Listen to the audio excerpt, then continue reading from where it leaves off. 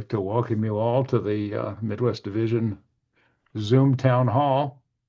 I'm going to mute everybody. I would like to request that you keep yourself muted when you're not talking. You are allowed to unmute yourself, and but again, when you're done talking, please mute your mic. Keep the noise down. So what we're going to do, well, first of all, if you want to ask questions, that's fine. Please, under react, raise your hand. Problem is, with as many people as you've got, I've got about half of you on my screen, and I can't see you if you wave your hand or whatever. But if you use react, raise your hand, you pop up to the top of my screen, and I can recognize you. Again, please mute when you're not talking. What we're going to do tonight is I'm going to do one of my usual PowerPoints, and then we're going to bring in our three guests tonight to talk about clubs. Now, I'll introduce them in a minute.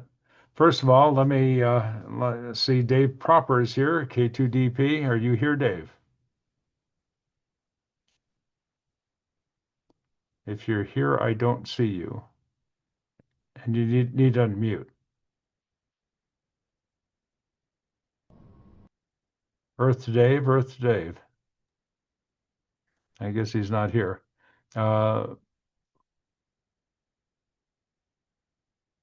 He must have stepped away because I saw him earlier. Let's see, our section managers. Do we have Matt Anderson here? Not yet. How about Ron Cowan? Hi, Ron. Do you want to say anything? You want to say hello? Yeah, your mic's not working tonight. Sorry about that. Cecil Higgins, how about you? Are you out there? And Barry Bulow. Well, hopefully they'll join later. Dave, K2DP, are you back yet? Hey, Art. Yeah. Yeah, Barry, I'm here. Okay. I see they're muted, but now he's unmuted. Yeah, please mute. Is Dave here, K2DP? K0AIZ calling K2DP. Oh, there's Barry. Barry, would you like to say hello? Our Iowa section manager. Hi, I'm trying here. Too many buttons, old man, you know how Art. it is. Yeah, hi, Dave. Okay. Yeah, I seem to be having trouble with your audio. I was just sending out a text. It sounds like your Vox is dropping out. Really? If we were on 1, 2, 3, sideband. 4, 5. I don't know. It's having that problem? Now it seems okay. But Okay. before,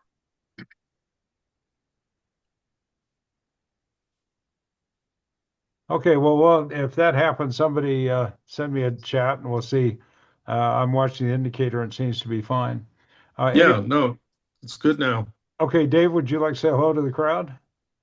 Yes, I can't see the crowd because I'm not in the right view, but good evening, everybody. Nice to see a bunch on here. Okay. Any of our other section managers other than Ron and Barry show up? Matt or Cecil? Hopefully they'll be up later. All right. So let me get started. I'm going to give you one of my usual presentations. I was going to skip my usual discussion of what a board is, but I had a discussion today with an individual who didn't quite get it. So I decided I'm going to do it again, and I'm going to ask your patience in doing that. I'll talk a little bit about what's happened over the past year and where we are. And then I've got asked three people to talk about clubs since this is the year of the club. And I'll be introducing them in just a minute. So if I can let my fumble fingers share my screen here, hopefully you are seeing my screen. All right. First of all, an announcement. We ends up the next Missouri Worked All States 250, the W1AW/0 activation was going to be during the same week as the Missouri CUSO party, and people were afraid there was going to be a conflict and confusion. So, in fact, we are moving the W1AW/0 activation for Missouri to May. So keep watch on the announcements and the schedules, and hopefully that'll make life a little easier for people. So I'm going to give you my quick lecture, which you guys most of you know. In case you didn't, I'm going to go through this just to make sure people understand when I respond in a way that you don't expect. Everybody knows the ARRL has 15 divisions. There they are. And of course, the best of all is right in the middle, the Midwest Division. The ARRL board, first of all, I keep reiterating this is not a radio club board. It is not a radio club board and can't act as a radio club board. It's a nonprofit corporation board subject to the Connecticut state corporate statutes. So when I'm acting, or Scott Yonley or the other directors are acting as board members, we are guided by state law. The board is responsible for policy and strategy. We do not run the organization. We do not order people to do things. All directors and vice directors are volunteers. We get paid nothing, and they promise to double that next year. Chief Executive Officer reports to us. Directors are legally bound to fiduciary duties, and I'll talk about those in a minute. Section managers do not report to us. They report to the field organization, up to Josh Johnson and Steve Ewald. So they don't report to us, but we do work together. And we hold weekly or monthly cabinet meetings, which is the section managers, the vice director proper, and me talking together because we're worried about the same geographical area and we want to make sure we're working together and supporting each other. Fiduciary duties. This you might have seen some very strange and negative information about this stuff. So my duties as a director, Dave Proper's duties as a vice director are, first of all, the duty of care. We do no harm to the organization. We make sure the organization makes effective use of all assets, people, facilities, and goodwill. There's the duty of loyalty. We advance the mission of the organization. We make decisions on the best interest of the organization and not in the best interest of any individual or outside entity. We also avoid conflicts of interest where we try to get richer by manipulating the organization, personally richer by manipulating the organization. Duty of obedience. Now, this one receives a very bad press that all of a sudden directors had to be obedient. No, this is that the organization is obedient to all the laws, regulations, and the governing documents, like the bylaws and the articles of association. That's it. So, board officers. Starting this year, we have a new second vice president, Rick Nicewater, who was our treasurer for, I think, at least a decade. He's an incredibly bright, capable, and caring individual. I'm really looking forward to working with him again. Rick Roderick was reelected president, Christine McIntyre as our first vice president. And Rod Stafford, who is a retired California judge, is our international affairs vice president, and John Sager is our treasurer, another great guy. This is a great group of people to work with. Our field organization, within the Midwest Division, Cecil Higgins, AC0HA for Missouri, Barry Bulow, W0IY for Iowa, Ron Cowan, KB0DTI for Kansas, and Matt Anderson, K0BOJ for Nebraska. And of course, there's me and Dave, our vice director. So I'm going to talk about committees. There's the executive committee. The executive committee is elected by the board. There are 5 members.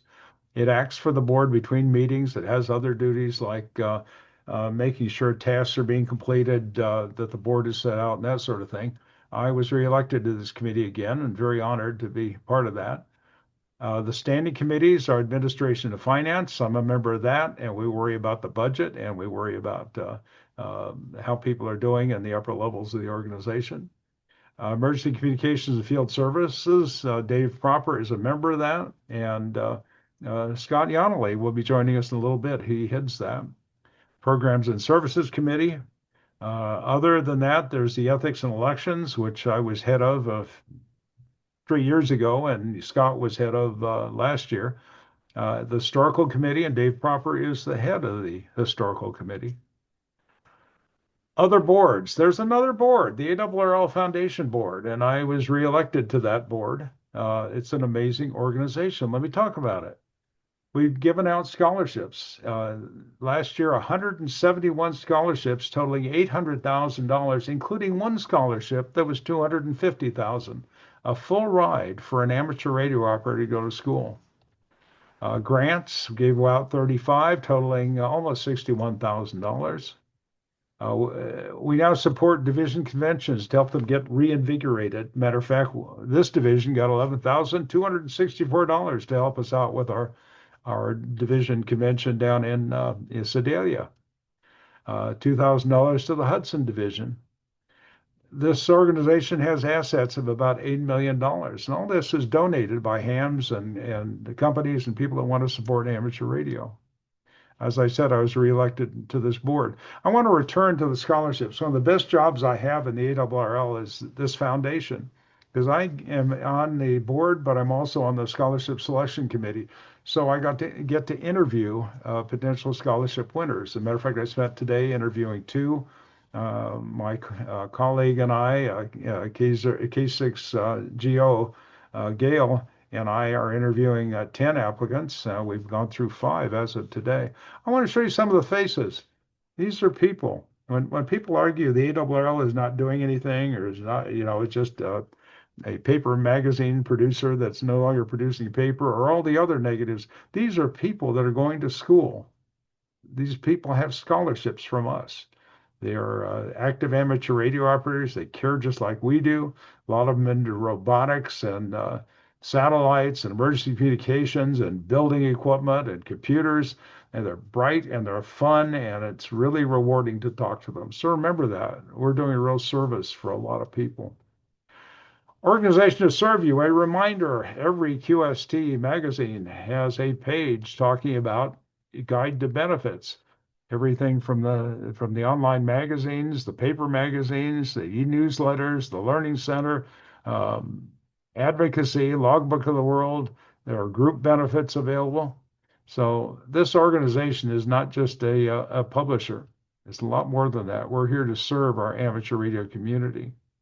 In 2026, okay, I should say 2025 highlights. I'm sorry, this is from I got ahead of myself. 2025. So looking back, Teachers Institute had 13 sessions. So that's twice as what we've had before. Ballooning, remote sensing, data gathering, 2 focused on space. In January, On the Air Live was launched. That's 2025. On the Air Live was launched, and it was so successful that the platform needed to be expanded because so many people wanted to take part. December, first live video course was held that uses Gordon West textbooks and includes a 1-year membership. The youth licensing program, April 22 through September 25, over 1,000 youths have had their FCC application fees reimbursed. 1,700 students have benefited from the $5 reduced fee for their VEC test. Over $38,000 in FCC fees have been reimbursed. This is all ARRL, very positive activities. VEC is moving all VE teams to conduct their tests electronically, using exam tools, coming to the modern era. Teachers graduating from TI have students ready to take an examination, and they're being handled directly through the Education and Learning Department at no charge. 1,200 students have benefited from $18,000 in fees being waived, so they get licensed. The first Dream Station sweepstakes was launched. We should be hearing the winner of that sometime soon. The impact on membership was actually difficult to analyze because there are all the factors going on that cause people to join, not join, but there was something very positive. 58% increase in the number of individuals donating to the Diamond Club. Launch of the bestseller, a new book, Salty Waltz Portable Antenna Sketchbook, and there are others coming along. Very successful. Membership continues to decline, although the decline seems to be slowing. So why that drop? Well, one is expected. We changed dues and we separated the paper magazine subscriptions from dues, and that was known to have a negative. It was going to have a negative effect on some people. We also, in this hanging on from the cyber attack, that during that period, no renewal notices were sent out and no notices were sent to new hams. But of course, that's changed. So we'll see if we can bring it around. Challenges that we have. Many of you have heard me say this. I'll repeat them. Without ARRL, amateur radio wouldn't be here today. Now, we talk about spectrum defense. Of course, we talked about microwave and the challenges there. And then, of course, for HF, there's this corporation, the Shortwave Modernization Coalition, that wants to put very high-powered transmitters for stock exchange to help with stock exchanges very close to our ham bands, 20 kilowatt transmitters just outside of the ham bands. And of course, two problems. One is their spectrum overlaps into our ham bands, and the other is that they'll one day say, "Hey, that 15-meter band's pretty quiet. Maybe we could take a couple of kilohertz of that." Anyway, and then of course legislative advocacy, antenna regulation and zoning, a volunteer monitor program, and this brave new world we're in, where the head of the FCC is strongly pro-commercial, really wants to sell spectrum, and the new head of the FDA says their RF radiation is very dangerous. So, you know about the Amateur Radio Emergency Preparedness Act. I should say I had to do some dental work today, so if I start acting strange, that's why. Remember PRB1 that helps you overcome problems with local governments trying to constrain you from putting up antennas? Well, same thing, but now for private land use restrictions. You can automatically write your senator and congressman, if you haven't done already, to support this act. You can send a letter. There is the QR code. If you want to take a picture of that, very easy. Basically, just enter your ham call and it fills out the letter for you and generates it, and that goes to your congressman. If you haven't done it, please consider. Also, if you're a club, clubs carry a lot of weight. So there's also a guide to a club letter that if you'd like, your club can send a letter in support of this act. And these are very meaningful when, 10,000 letters are carried to a congressman and said, here we are. So there is some good news, okay? We've got an effective, innovative, caring, and deeply dedicated CEO, Dave Minister, NA2AA. We've got a strong board aimed at strengthening the ARRL, and I mean this very seriously. There really is a supermajority of board members more interested in the ARRL than in their egos. I won't say more than that, but it's a wonderful board to work with at the moment. They're not afraid to take a hard look at organization, finance, members. That's one of the reasons we went through the paper versus online magazines, because we realized that going bankrupt was not in the best interest of our members. Things are looking up. There's a new plan being put together to put us on, that's actually in place, to give us a sound fiscal footing to avoid what we've seen in the past. New programs being developed to attract members. We'll be experimenting. Things will be tried, like the sweepstakes program. Developing plans for new products and services. The Salty Dog is certainly one of those neat ones. Looking at out-of-the-box things. We're considering GMRS, for example. The other, bringing them into our fold. The other is ARRL Real Estate in Newington has few acres that are not being used. There are some old parts of antennas on them, but nothing else. Well, maybe that can be developed into an office park or something else, and that providing income for the organization. The land is free and clear ARRL property. Going digital has helped a lot. Having a digital publication gives you a chance for video and other things that you just can't put on paper. I reiterate this a lot. Help us help you. Mentor and introduce new hams. We need new hams. If you take a look at the actuarial charts at our median age group, we're going away at the rate of something like 4% just because of age, and that hurts. We need to get young people involved, and like I showed you the pictures of those scholarship winners, most of them were young people and are going to help us a lot. We need more of them. Run for position, section manager, or even division director. Take part, help direct the organization. Volunteer for a field organization role, emergency coordinator, club coordinator. There are 30,000 volunteers in the ARRL. They're making a difference. Donate to the Diamond Club. The organization is paid for by dues, advertising, selling products. The Diamond Club. Diamond Club is a really great way to help keep the organization financed and reasonably solvent. Speak up. I'm here for your thoughts, your ideas. If there's something I can do better, if there's something the board could do better, if there's something you don't understand, if you have a problem with a subscription or some interaction with headquarters, I'm here to help. Now, I can't fix it because I don't work in the organization. I'm a director, but I certainly can talk to the right people to get attention to the whatever problem you have. I'm here to help, as is Dave. So thanks for listening to that. We're here to support you. Uh, there's my contact information. And of course, Dave Proper, K2DP, there's his. So with that, I stop sharing. Uh, let's see, we got some comments. I'm sorry I couldn't see the comments when I was presenting. Anybody want to speak up and ask questions or make any comments? I do see a chat about Indiana. Yes, Indiana just signed a law similar to the HOA thing that we're putting through, and that's wonderful. Anybody else?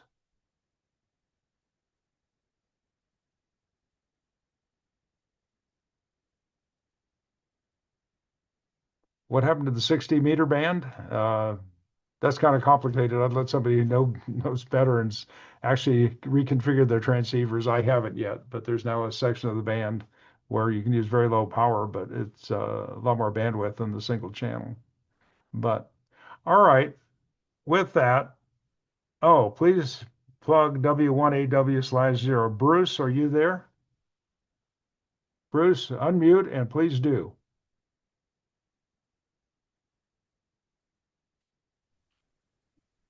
All right. Some of you know that I've been chosen as the coordinator for W1AW Portable Zero in Iowa, which is coming up next month. And right now, we have a few people signed up. We need more. Let's see, it is at, let me bring up my other computer here and get the address exactly right. It is ham-qtv.com. Ham dash Quebec T Victor. And once you decide on which of the 2 weeks we have to sign up, and then I'll be able to approve you, send you the documents you need to have on hand when you're actually doing it, and then you'll be able to select which 2-hour sections that you want. We have a full week in April and another full week in August. And it is you're the club particular activity, the America 250 Worked All States program. Back in 2023, we had You're the Volunteer, very similar. And a few of you might have been participating then. It's very, very, very similar. So, yeah, I see somebody did type into the chat. So there is a written record of the URL. So, yeah, please. One comment I do want to make sure is mentioned. We had a lot of requests for CW in 2023. And we have a little CW pledge already, but we have a whole lot of openings.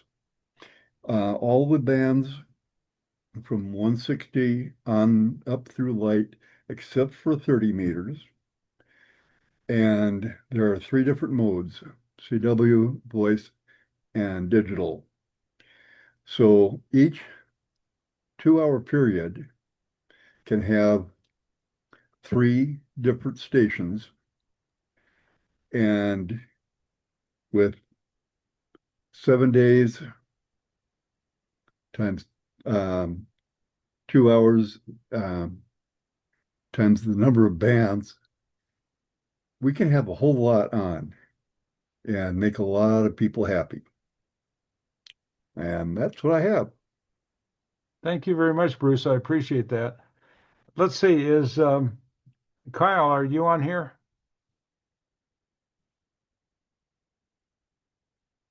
Hey, Art, here I am. Yeah, Kyle, you want to talk about the Missouri QSO party? Sure. Missouri QSO Party. It is April 11th and 12th this year. We're pushing it a week because of Easter, but it's 11th and 12th. Um, it's going to be a fun time. We've kind of rewritten the rules to get all of the counties on the air. We've got some new categories. We've got some new rules. Um, the homepage is up and running. If you go to, there's a link in the chat. If you click on the link, that will take you to the Missouri QSO Party website. And we've got county activations tracking on there. We've got APRS tracking on there. We've got all of the information that you need, the rules. Yeah, it's going to be a good time. We're excited, and hopefully we can put all of the counties on the air this year and make some county hunters happy and put a lot of cues in the books. So we're looking forward to it. Thank you very much, Kyle. I appreciate your Thank work you. on and thanks for remembering your mute. I was going to remind you. Let's see, you got reading through these notes. Are anonymized scholarship applications available to read? No, I'm sorry they're not. I don't think there's any plan for making them available. The application is fairly straightforward. Jeff, WV0M, says that KN0BSA, the Mid-American Radio Scouting Group, no affiliation with Scouts America, is a recipient of the ARRL Foundation grant. W8, WV0BE, Mike says his son got a scholarship. Jeff also mentioned the Girl Scouts Thinking Day. Uh, so thanks for the comments. Please feel free to raise your hand. And there's a big comment from Dudley about youth outreach. Yep, if you want to speak about that, you can in a moment. What I want to do now is I've asked three people to talk about clubs and their views and what they're doing. One of the neatest people I get to work with on the ARRL board is Scott Yonley, N8SY. Don't tell him that because it'll go to his head. But Scott has been an incredible person, extremely well versed in ham radio, extremely caring about ham radio, and he's somebody I've learned a lot from. So Scott is the Great Lakes Division Director. He's chair of the Emergency Communications and Field Services Committee, otherwise known as the ECFSC. And if you can't remember that, it's known as the Alphabet Committee. So Scott, may I introduce you and ask you to tell us some thoughts about clubs? Okay, well, thank you, Art. And you're right. I'm getting a fat head. I may not be able to get out the Radio Shack door here. Oh, and it's a pleasure working with you as well.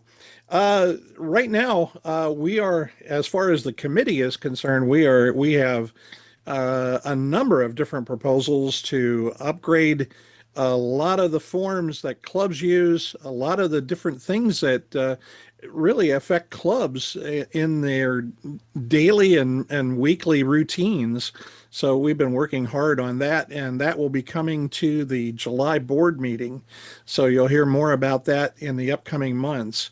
Don't want to release too much right now because it all depends on where things go within the committee itself, because we love to, once we get a hold of a motion, we love to change things around a lot and actually improve it much more than it was when it started. So we're very active when it comes to that kind of thing. So I hope a number of you have been enjoying the changes that we have made with the year of the club and the way things are working. Especially, I noticed, you're doing your WA1, yeah, yeah, blah. I'm getting like you, Art, W1AW / whatever coming along. Ohio is also kind of weak in a couple of places, but where they put us at first was right on top of Dayton Hamvention, so which is not a good thing. So we had to beg off of that and try to get it moved, and we did get it moved for a couple of weeks further in. So we're at the very beginning of May. So, but okay, we'll ask the question. Has anybody got any questions about clubs? What, all the different changes that we've made and so on? Boy, it's a quiet group. Oh, well, I'll let it go back to you, Art, at this point. Um, like I say, we're working hard on a lot of things. Is the ratio still 50 to 50?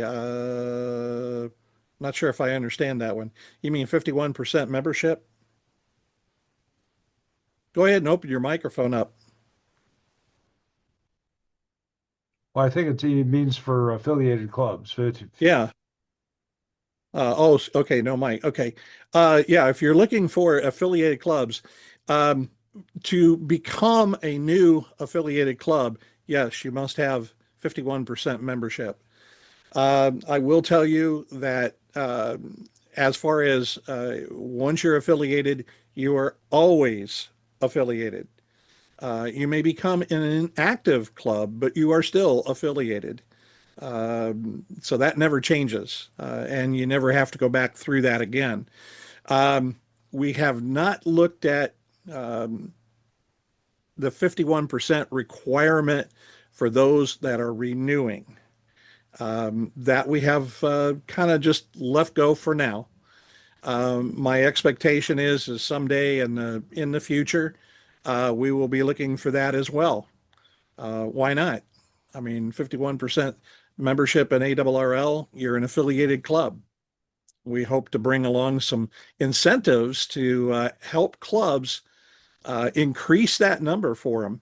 So, by the way, we do have a number of clubs out there that are 100%. You have to be an ARRL member to actually belong to their club. So, it's not too unrealistic, folks.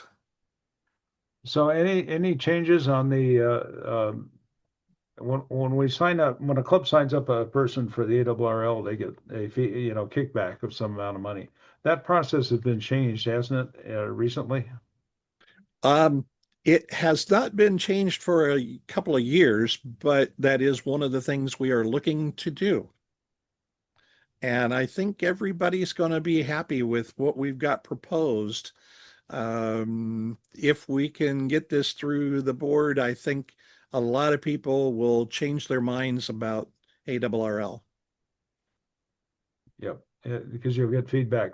Yeah, I'm sorry, kickback to the club to help the club out too. So, we have any other questions for John or for Scott? Scott really is the guy that's heading the task force on making these changes. So, if you've got suggestions, now's your chance.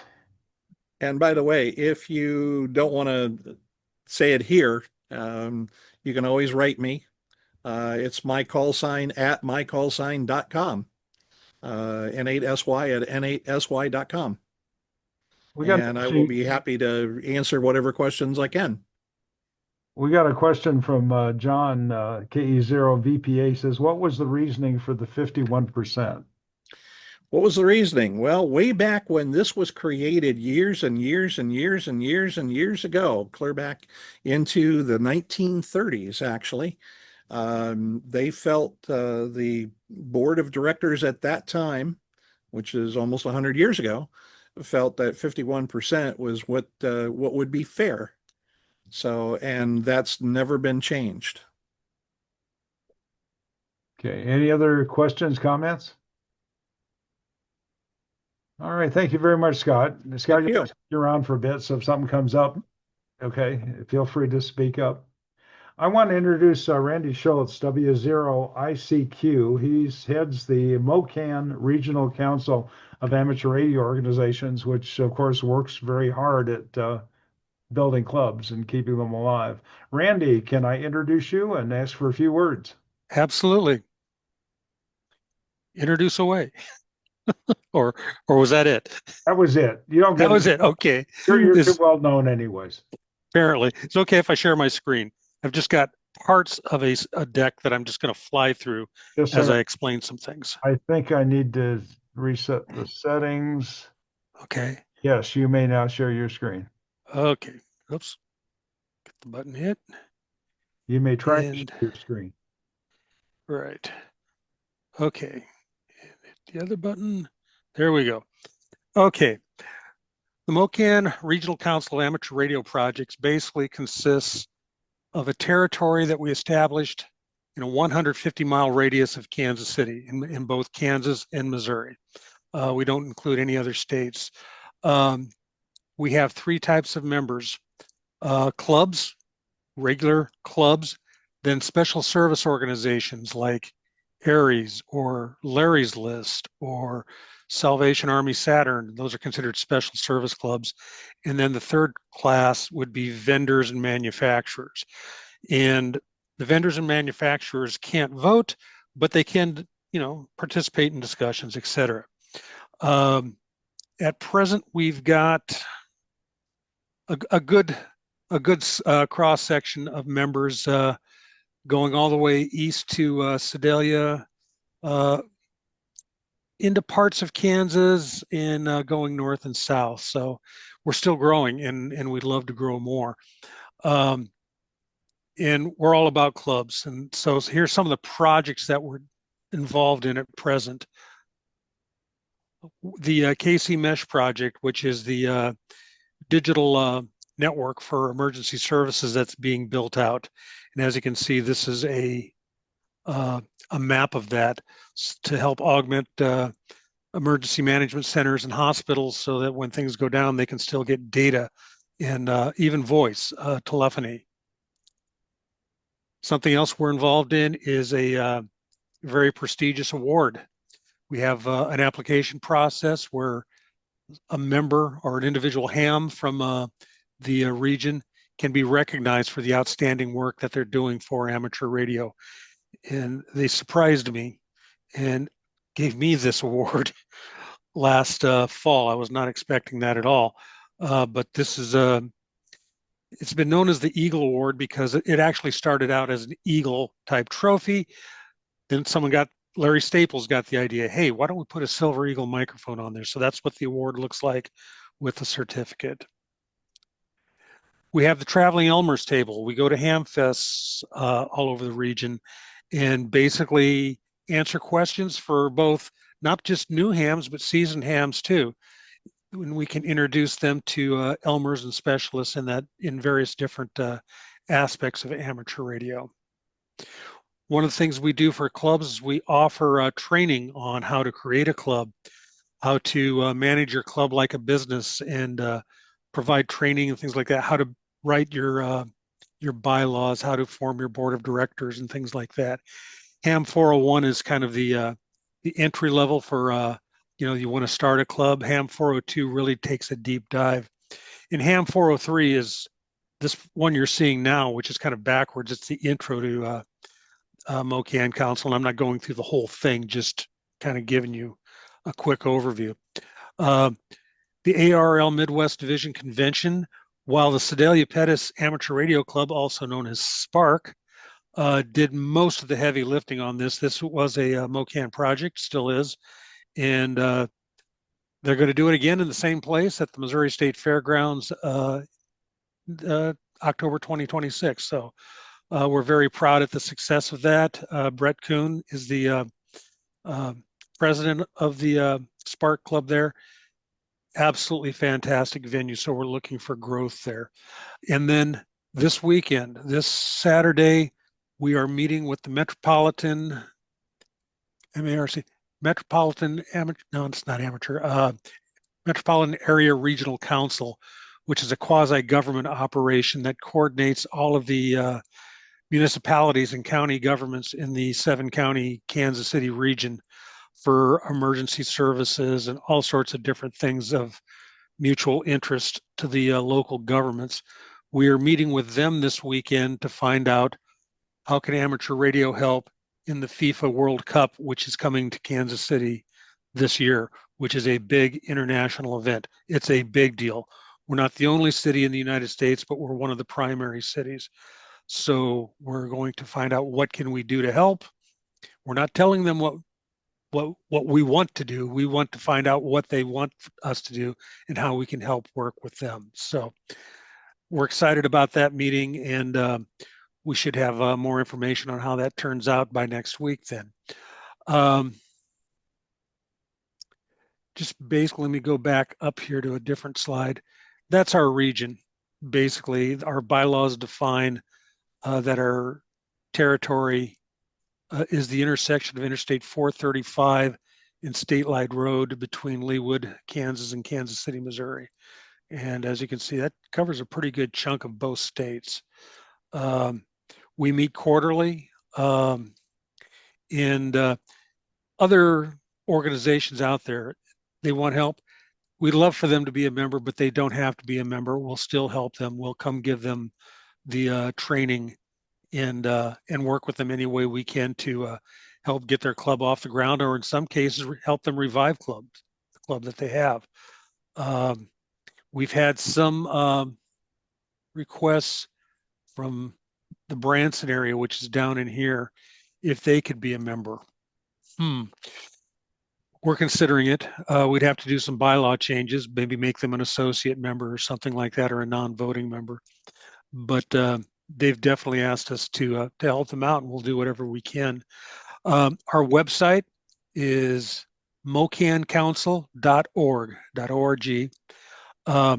By all means, go out there and take a look around. You can find this presentation in its entirety on our projects. This presentation is called the HAM 403 course. You can also find other resources and projects that we're involved in. Our next meeting will be at the Raytown Ham Bash in Raytown, Missouri. We try and have our quarterly meetings in association with the Ham Fest, because that's where everybody's going. So we get the most attendance in the meetings that way. Our last regular quarterly meeting we did not have at a Ham Fest, and very few people attended, which was kind of disappointing. We are an ARRL affiliated club. We have also joined partnership with NARA, the National Amateur Radio Alliance. We are now cross members of each other's organizations. We kind of saw that we were doing the same thing. So rather than compete, let's work together. And one of our board members is the ARRL's technical coordinator, Bill Brinker. So how to put this, we're not subordinate to the ARRL, but we support them. ARRL supports our projects. We work together. And like Art says, like ARRL does, we do not tell people this is what you will do. No one is subservient. We're there to help and assist the clubs.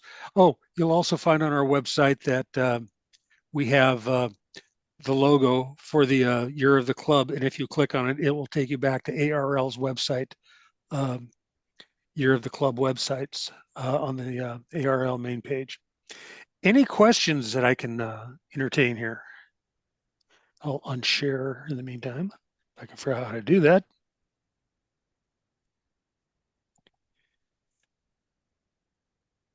Boy, this is a tough crowd. Any comments? I appreciate what you said, Randy. I also appreciate that I got an email from a guy who said, we're trying to start a club. Can you do anything to help us? And I referred them to Randy, and they've gotten started. So Yeah, really yeah, we did. We picked that up and helped run with it. We also got I want to say, an email from somewhere way out west, like Alaska. They heard of us, and what they were doing was they tested a new ham, and they referred that new ham to us to help them get acquainted with a club within the region. So it's working very well. appreciate what you're doing very much, Randy. Again, do we have any questions for Randy? Let's see. Says Patty Palmer. You have a question? Yes, sir, I do. Let me get my camera turned on here.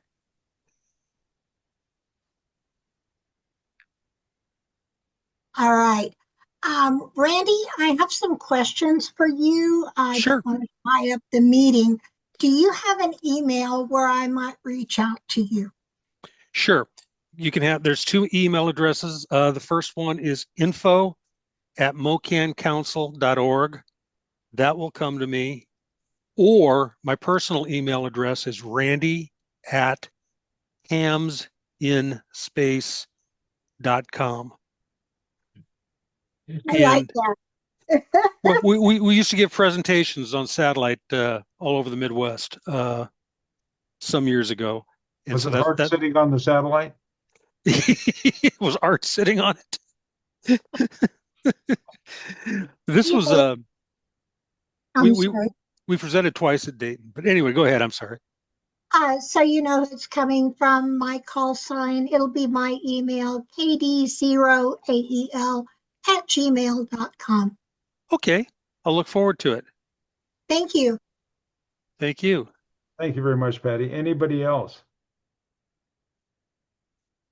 Not seeing anyone. Randy, let me thank you very much for that. I really appreciate it and Thank what you're doing for so many. thank you. I want to introduce Tim Bush, WN0CKR. He's the club coordinator for the Iowa section. He had some good ideas and we had a good interchange of emails, so I'm asking him to talk a little bit about his thoughts. Go ahead, Tim. All right. Thanks, Art. Am I on? You're on. I would like to do a share. Let me allow that just a second. Okay.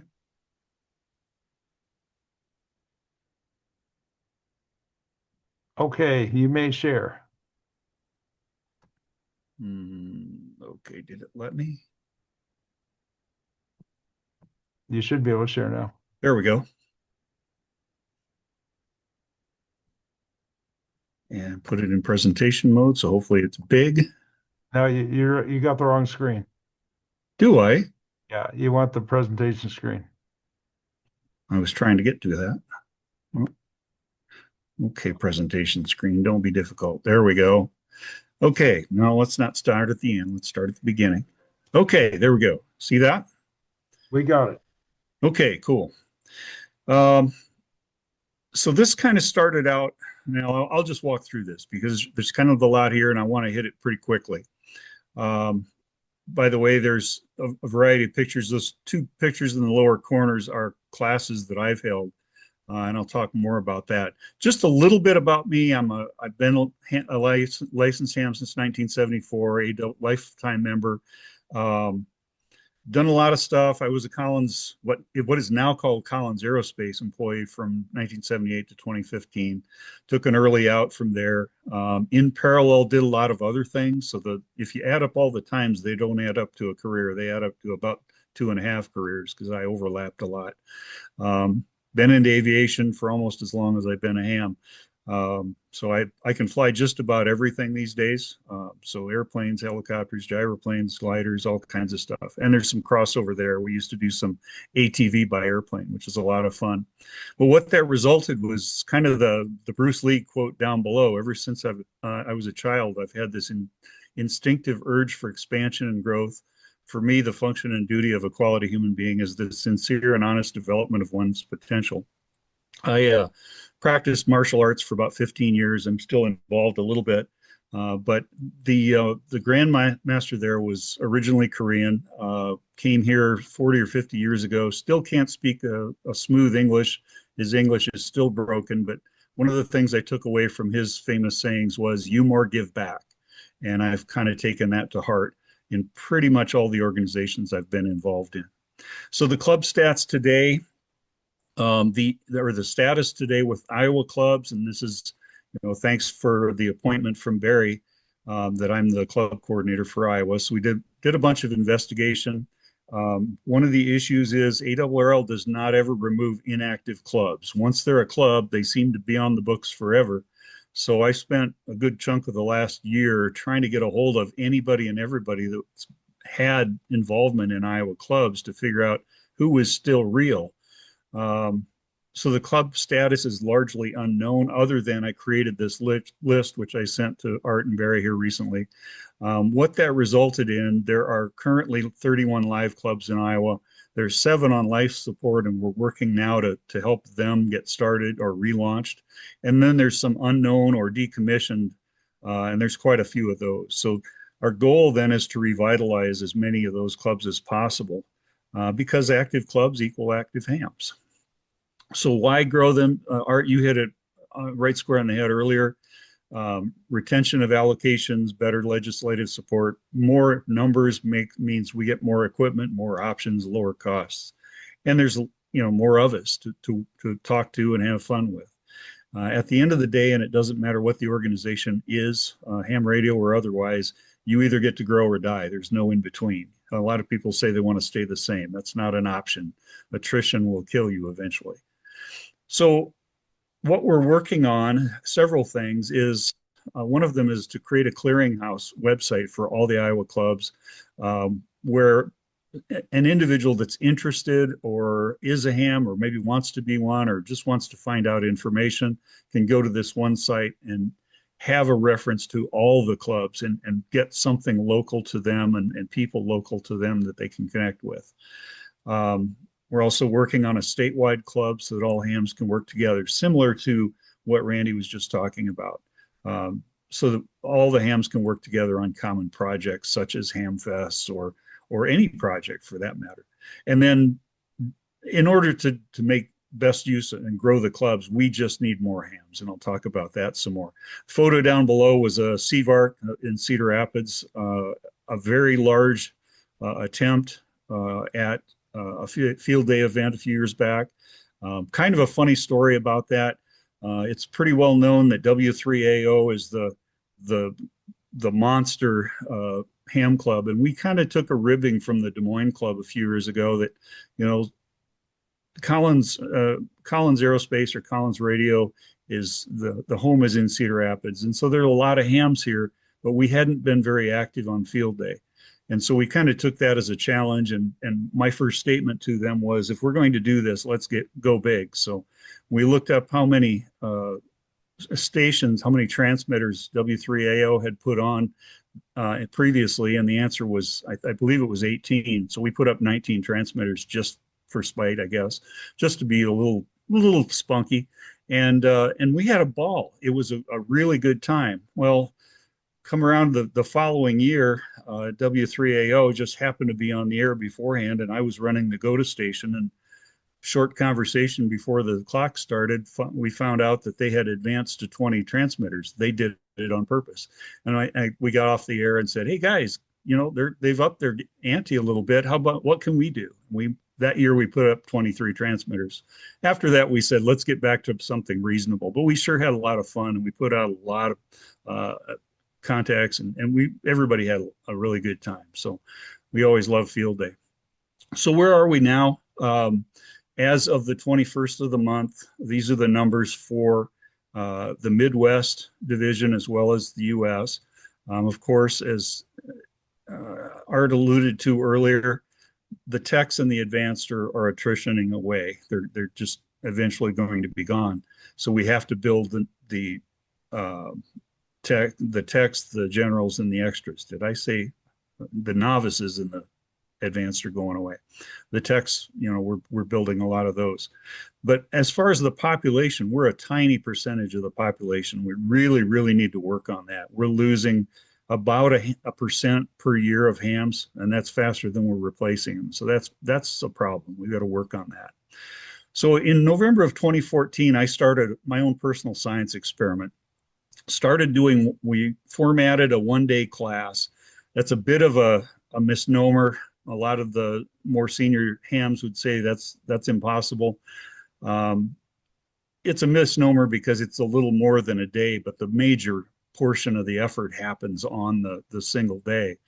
And I'll talk about that in a minute. But since then, I've held 45 classes. The average size is 12. We've had as many as 34 or 35 in classes. But since that time, in those 45 classes, we've produced 529 new techs. If you look at the Iowa numbers, that's about little more than 8% of the current Iowa hams. So we made a dent, but that was just me, and that's what I want to talk about some more. I did do, at the request of some of the techs, I did do a general class in one day. and it was wildly successful, surprisingly. So we had 11 out of 11. It was kind of a prototype class. I've had requests to do an extra class, and they said, we're not doing that in a day. That's just not even possible. But the tech class and the general classes have actually worked out really, really well. You mentioned the demographics, which is definitely an issue. What we've noticed is as we do the classes, our average age drops, our average year of the first license improves, our average years licensed drops. So, we're making a dent in the population.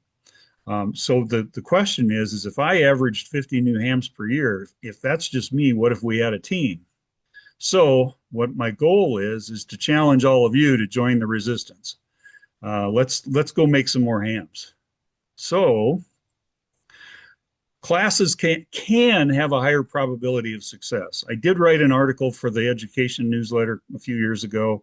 Had somebody in Kansas call me. We spoke back and forth. I laid out the whole plan, and he called a couple of months later, really down in the mouth, and basically no one in the class passed. And I said, why? Let's walk through that again. I said, did you do A, B, C, D? And he said, well, no, basically you didn't do any of those things. I went, well, there is kind of a recipe here, and you kind of have to follow the recipe.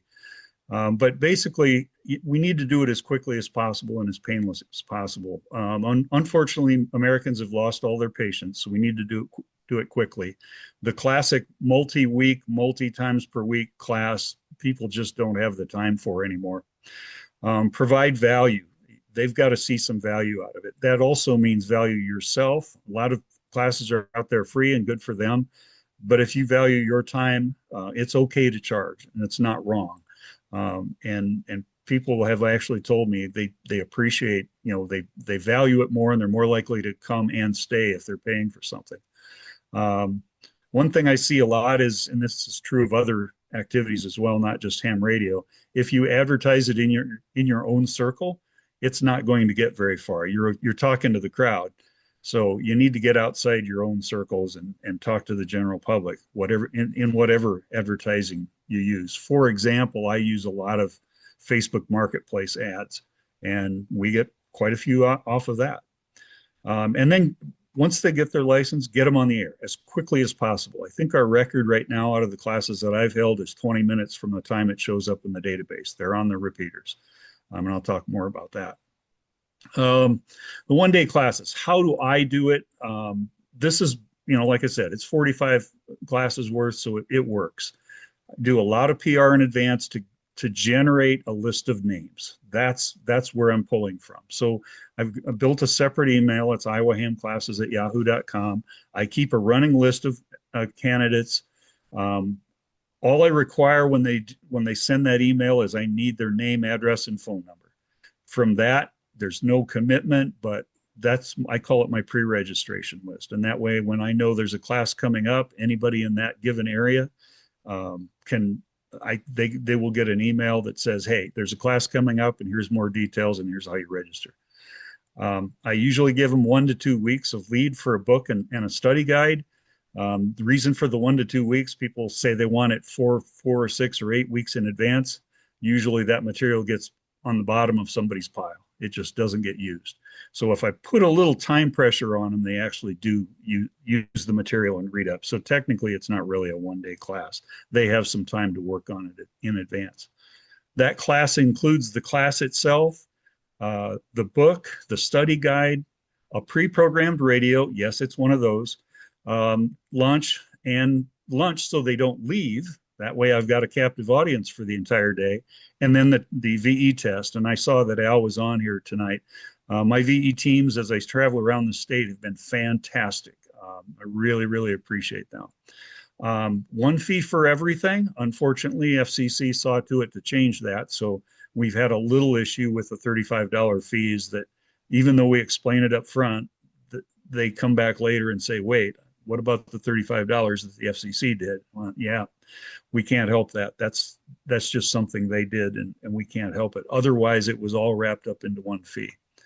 So I run through a PowerPoint class on day one or on the class day, and then follow up with them with emails after class day to make sure they know how to get their license, that they know where to look for it on the database, that they get involved, that they have contacts with the local clubs.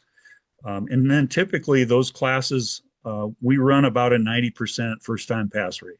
So great success. And the ones that don't, we follow up afterwards and help them get the rest of the way so that they can still be successful.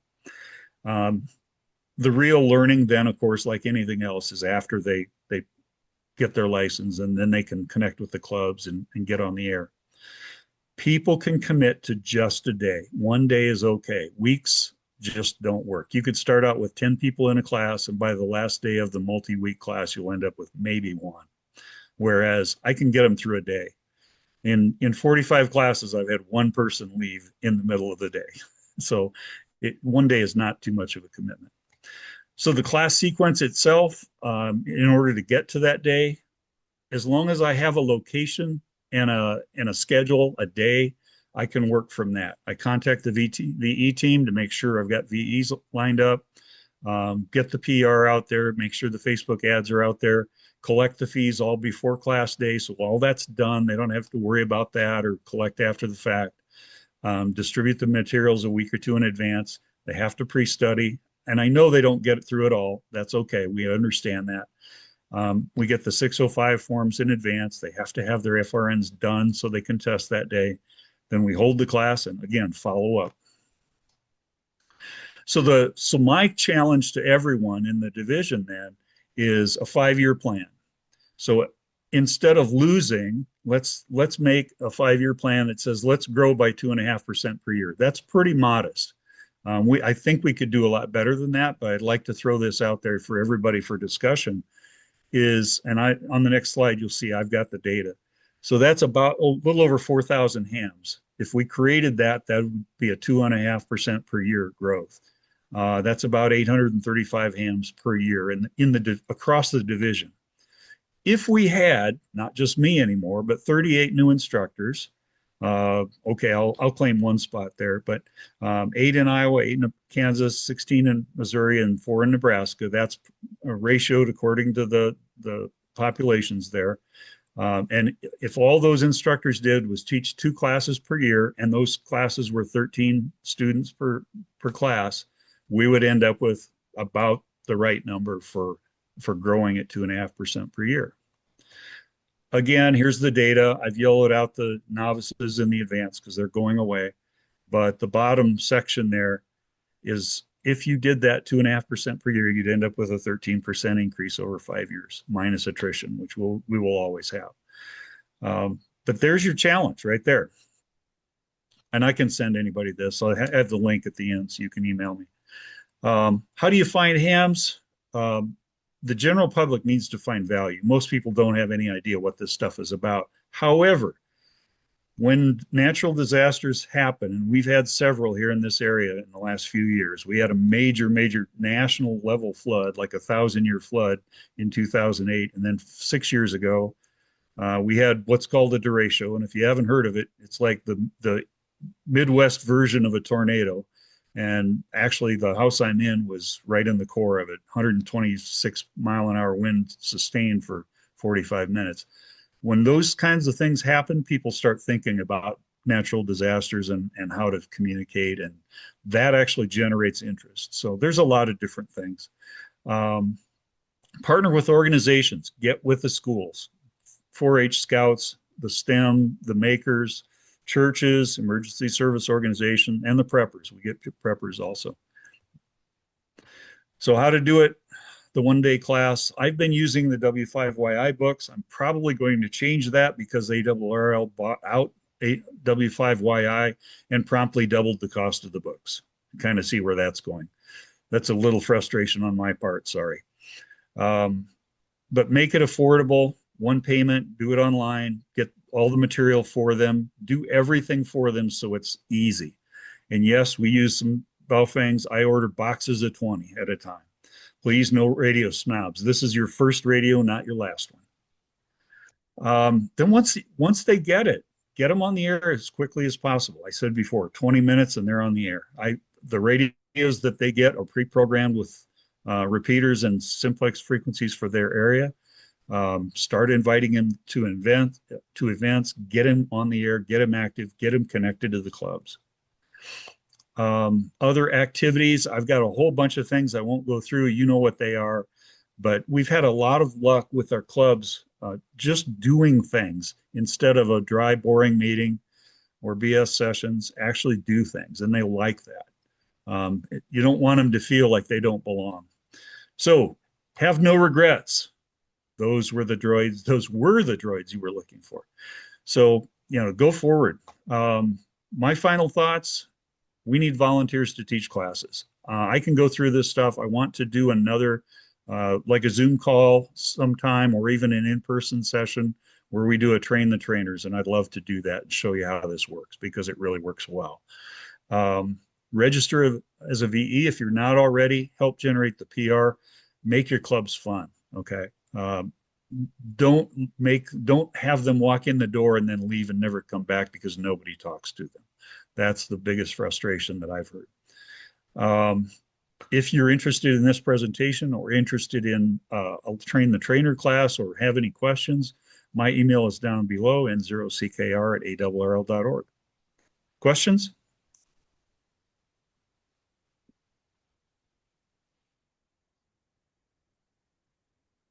Any questions for Tim? Tim, what's the biggest mistake new clubs make? Not being welcoming. I don't think it's intentional. I just think it kind of becomes a clique because you get used to seeing the same people every month, and somebody new walks in and they don't feel welcome and nobody brings them into the fold. Let's see, Jeff, K5, KS0 at JD, you had a question. Just a couple of points. Our club does classes once a year. We kind of take the opposite effect, where we actually do 8 weeks of training, but most of our participants are already licensed. They seem to come to us to get to a deep dive into the work. In particular, our extra classes we had 20 people in our extra class this year. Oh, I completely understand the advancement classes. Yeah. Yeah. Even in general, we have people that take the general too, all over again, so they can actually learn. Because we have a couple of people here that do the day classes, and they learn everything by memorization very quickly. But they want to come in and actually learn some. A couple of things I would say is, one, we have to start thinking about virtual classes. There are a lot of introverts, people that do not like to tech with people. So doing Zoom classes and stuff like that, that's a big deal. I mean, that's completely agree. Just look at the expansion of YouTube for training on ham radio. Even Kyle, the guy that was just on here, has a channel. There's all kinds of people that have, that they think the YouTube people are their club. Right. So I mean, that's a thing. You have to. I mean, I belong to a couple clubs, and I like the piece to piece, but I do like the YouTube because it's what it is. And I'm not saying I'm a young. The other thing I would say that I hear a lot of is that the term sad ham. You have a lot of people that come into this hobby, and automatically when they come in and say something, they're automatically doing it wrong. I mean, people, they get belittled when they come in the door and say something. I don't care who you are. You should be welcoming and see if you can help the guy figure it out, because it's going to drive people away. You don't want to do that. If you want to get people in the hobby, you need to be open to what they're doing. That's also the downside of the social networks. People are just brutal. Yes. Yeah, so again, I agree with that, but we're running out of time. We got other questions. Yeah, that's all I want to be. Yeah. I appreciate what you said. Right on. Let's see, Eric, K0ECW, you had a comment. Yeah, I just want to kind of expand on some of what Tim said. As far as being welcoming, we've gone so far as to kind of designate someone to be the ambassador. So he stands by the door and he's very personable and talks to everybody and make sure anybody new has somebody talking to them and walks them around and introduces them to people, and that's going to be a long way.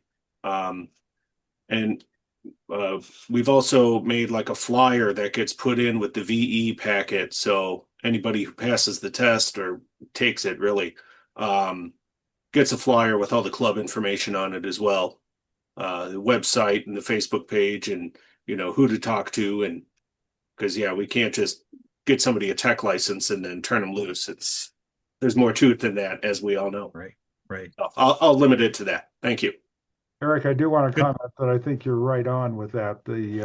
It's not only getting them licensed, it's getting them engaged and involved and having friends is so important. Somebody had their hand up and put it down. Do you want to come in here for a question or comment? Hey, Art, this is James again. Sorry for barging in earlier. I didn't raise my hand the first time. I apologize. I was just going to follow up with another question to Tim. Maybe any insights or tips on getting into high schools or youth groups? Or, what's the best way to get to that younger generation that we can start planting those seeds? The biggest issue with the schools is they're so rigid these days, it's hard to get in at all. I've had better luck with the smaller schools. And if you can find a science teacher that isn't afraid of science, um, I know that didn't sound very well the way I said it, but um, their class schedule is pretty rigid. And if you can get somebody to talk to in usually a science classroom, you can make an inroad. The larger schools seem pretty reluctant in general. You know that ARRL is now approved to provide curriculum material to New York City schools. So That's there are awesome. ways to get that to happen. Yeah. James, I appreciate your comment. Anybody else have any questions or comments for Tim? I thought Tim's presentation was excellent. Tim, I appreciate what you're doing, and I'm trying to think of ways that we can get you talking to a lot of people. As a matter of fact, I thought maybe it'd be fun to have a virtual conference of educators for ham radio. Happy to do it, Art. And talk about all this and how to establish something. We have MOCAN worrying about clubs. Maybe we need some sort of organization to help people become hams within the division. So something we can talk about. I'm going to react negatively to one thing, and you're going to have to forgive me, Tim. Okay. That is when you said, and the ARRL doubled the cost of books. Well, you got to remember the ARRL has to stay in business. I mean, or we don't have ham radio. And the way things are paid for is by dues, by advertising, by selling products, and by donations. Advertising is going down because, as you pointed out, the number of hams is going down. Yep. You're But not wrong. but putting down the ARRL for selling books at a price that pays for their production costs and also provides enough to help the organization stay alive is very important. But that said, I'd be happy to look into maybe there's a way we can arrange a discount or a gift or a something so we can talk about that. But I appreciate what you're doing. I think sounds absolutely fabulous, and we've got to get more people like you. Of course, some of them might have hair, but other than that, it'd be just Yeah. I got my reflection going on tonight. Tim, you're doing a wonderful job, and you really intrigued me when we started exchanging emails, and that's why I wanted you to speak. And I really, really appreciate it. James, you Appreciate it. Sorry, I apologize. There's a lot of good stuff in the chat. Is there any way we can get a copy of what's going into the chat? There's a lot of good resources and comments going in there, if it's possible, Art. Let me think on that. I get a copy of the chat when the meeting's done, and maybe I can post that. If you don't see something in a day or so, please email me and say I forgot to do it. Okay, thank you so much.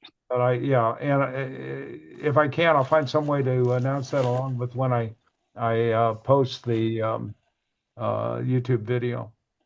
I want to take a second here and talk about something else. And Tim, I'm really sorry to jump on you on that one comment. Everything you did Oh, was that's okay. I understand. I appreciate it. There's been a lot of negative press about the ARRL, and I think I'm worried that it's hurt us in keeping members. And so I'm perhaps overly sensitive to that. I've also been the victim of an attack by one person in social media because of my work to get what is in effect a code of conduct back into the ARRL. But one of the things that happened was that there's a scream out there that ARRL is working for the good of the corporation and not for the good of members. And I really started thinking about that. And what does that mean? We're a corporation of members and we're here to support and protect amateur radio. If anything we do is the interest of corporation that is not in the interest of members, I don't know what that is.